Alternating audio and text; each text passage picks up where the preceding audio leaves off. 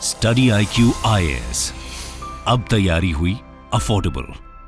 नमस्कार दोस्तों पाकिस्तान के अंदर इमरान खान का जो मामला है वो तो चल ही रहा है, लेकिन इसके साथ साथ सबसे बड़ी मुसीबत इस समय पाकिस्तान के लिए ये है कि वो कैसे इस इकोनॉमिक क्राइसिस से बाहर निकले। वो अलग अलग देशों से हेल्प मांगने की कोशिश कर रहा है, चाहे वो किसी भी तरह से हो। यहां पर आप देख सकते हो, एक तो बड़ी खबर यह आई है कि US will lend a helping hand to crisis hit Pakistan for economic recovery, और साथ ही साथ यहां पर एक और हेल्प मांगा है पाकिस्तान ने यूएस से, वो मैं आपको वीडियो में बताऊंगा। लेकिन एक और चीज यहां पर जो खबर सामने आई है वो ये है कि रशिया से वो सस्ते दाम पर क्रूड ऑयल चाहता है। जैसे भारत को सस्ते दाम पर क्रूड ऑयल मिल रहा है रशिया से, वैसा ही कुछ पाकिस्तान भी चाहता है। पहले क्या हुआ था कि पाकिस्तान को मना कर दिया था रशिया ने कि हम आपको क्रूड ऑयल सस्ते दाम पर नहीं देंगे, लेकिन अब देखते हैं क्या होगा। लेकिन इस वीडियो के अंदर इस सारे खबरों को डिटेल से जानेंगे, काफी कुछ जानने को है। चलिए आगे बढ़ते हैं, लेकिन उससे पहले ध्यान रखिएगा एक बहुत ही ज्यादा इंपॉर्टेंट न्यूज उन सभी यूपीएससी एस्पिरेंट्स के लिए जो लोग 2024 की यूपीएससी की तैयारी कर रहे हैं।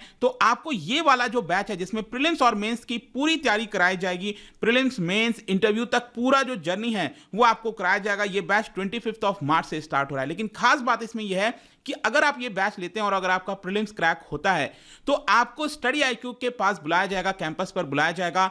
आप वहां पर रहोगे, आपको खाने को लेकर हर एक चीज, मेंस की तैयारी, हर एक जो पूरा कॉस्ट है दोस्तों वो स्टडी IQ बेयर करेगा। ये पहली बार ऐसा होने जा रहा है। इस तरह का जो बैच है वो हमारे द्वारा लाया गया है। आपको सिंपली क्या करना है कि ये बैच में एनरोल करना है और प्रीलिम्स क्रैक करना है, और मेंस का जो पूरा तैयारी है, क्योंकि आप सोचिए अगर आप दिल्ली आते हो और आप उसकी तैयारी करते हो तो अपने आप में ही बड़ा खर्चा आ जाता है। तो कहीं ना कहीं यहाँ पर इन सब का ध्यान रखा गया है। आपको इसको एनरोल करना है, हमारे वेबसाइट ऐप पर जाइए या फिर कमेंट सेक्शन में इसका लिंक है, वहां पर जाकर यूज करिए कोड अंकित लाइव, ताकि मैक्सिमम आपको डिस्काउंट मिले और आप एनरोल करा सकें। इसके अलावा अगर आप EPFO की तैयारी कर रहे हैं तो इसका भी जो बैच है वो कल से स्टार्ट हो रहा है। बड़ा मौका है, just use the code Ankit live to get maximum discount and enrol this course. और साथ ही साथ आपको पता है कि यहां पर अगर आप MCQs अटेम्प्ट करना चाहते हैं तो मेरे इंस्टा पेज पर जा सकते हैं, वहां पर स्टोरीज में जितने भी MCQs हैं उसको आप अटेम्प्ट कर पाएंगे। चलिए शुरुआत करते हैं और सबसे पहले देखते हैं एग्जैक्टली हुआ क्या। देखिए, यूएस के प्रेसिडेंट जो बाइडेन ने जो इकोनॉमिक सपोर्ट है पाकिस्तान को, क्राइसिस हिट पाकिस्तान,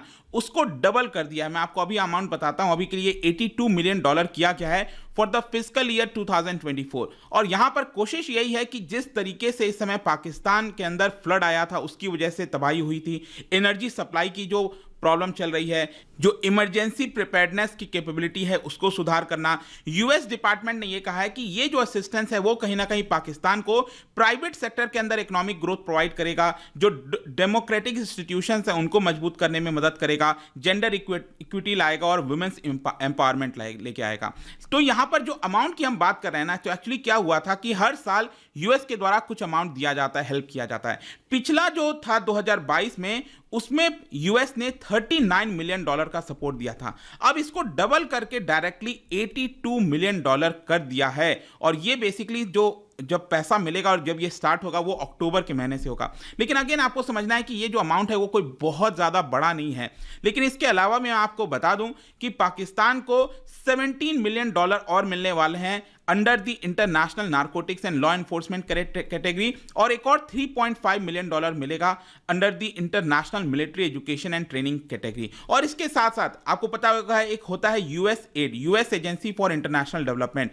यूएस की एजेंसी है, वो यहां पर अलग अलग देशों को एड प्रोवाइड करती है, मदद करती है। तो यहां पर आप देख सकते हो $32 मिलियन और प्रपोज किया गया है ग्लोबल हेल्थ प्रोग्राम के तहत, जिसमें पाकिस्तान को दिया जाएगा। तो ये सारे अमाउंट अभी के लिए बताया जा रहा है कि पाकिस्तान को मिलेंगे, लेकिन अगेन आप समझिए हम मिलियंस में बात कर रहे हैं। पाकिस्तान को कई बिलियंस की आवश्यकता है इस समय, अगर उसको इस पूरे इकोनॉमिक क्राइसिस से हटना है। और इसी की वजह से पाकिस्तान अब क्या कर रहा है कि यहां पर बेग करेगा यूएस से कि कैसे भी IMF से बात कर उसको बेल आउट पैकेज दिलाई जाए। आपको पता ही है कि पिछले काफी समय से शहबाज शरीफ की जो सरकार है वो यहां पर लगातार IMF से बातचीत कर रही है कि कैसे भी यहां पर जो $7 बिलियन का एक्सटेंडेड फंड फैसिलिटी लॉन्च किया गया था IMF का, उसको लेकर उसमें से जो अमाउंट रिलीज करना है $1 बिलियन से ज्यादा का, वो रिलीज किया जाए, क्योंकि अभी के लिए आईएमएफ वो अमाउंट रिलीज करने के लिए रेडी नहीं है। आईएमएफ का कहना है कि बहुत सारे कंडीशंस हैं, पहले आप उसको फुलफिल करिए। और दूसरी तरफ पाकिस्तान है, वो कह रहा है कि देखिए हमने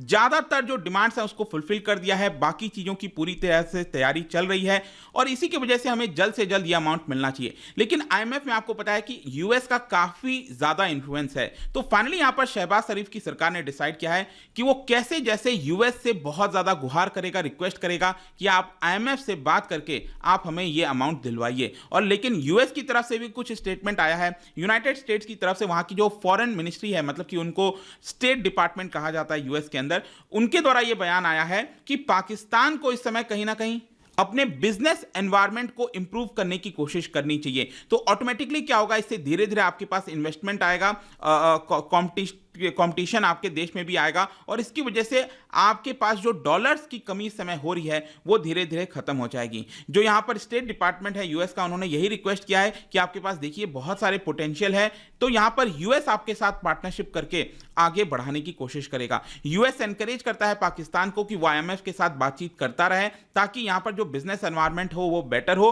और साथ ही साथ आपके पास डॉलर आ सके। तो ये अभी के लिए यूएस ने कहा है, यूएस ने कोई आश्वासन नहीं दिया है कि हम आईएमएफ से डायरेक्टली बात करके आपको ये पूरा पैसा दिला देंगे। खैर जो भी है, ये तो बात हो गया पाकिस्तान यूएस का। दूसरी तरफ अब देखिए, यहां पर आपको पता ही है कि यूएस और रशिया के बीच में बिल्कुल भी इस समय नहीं बन पा रही है, क्योंकि रशिया यूक्रेन का वो जो वॉर हुआ है उसकी वजह से बहुत ज्यादा आपस में दुश्मनी सी हो गई है। तो यहां पर क्या है कि पाकिस्तान जहां से भी मदद चाहे, एक तरफ यूएस से मदद चाह रहा है और दूसरी तरफ रशिया से कैसे जैसे वो चाहता है कि $50 पर बैरल के हिसाब से उसको क्रूड ऑयल मिल जाए, क्योंकि यहां पर आप देख सकते हो पाकिस्तान की जो एक्सटर्नल डेट है वो बहुत बढ़ गई है, लोकल जो करेंसी है पाकिस्तानी रुपी वो एकदम डेप्रिशिएट हो गई है। तो वो काफी डेस्परेट हो गया है पाकिस्तान कि सस्ते दाम पर कैसे भी उसको ऑयल मिले, और जिस प्राइस पर पाकिस्तान ऑयल चाहता है वो है $50 पर बैरल। अब देखिए ये प्रॉब्लमैटिक कैसे है, प्रॉब्लमैटिक इसलिए है क्योंकि आपको याद होगा G7 देशों ने यहां पर प्राइस कैप लगा दिया है रशियन क्रूड के ऊपर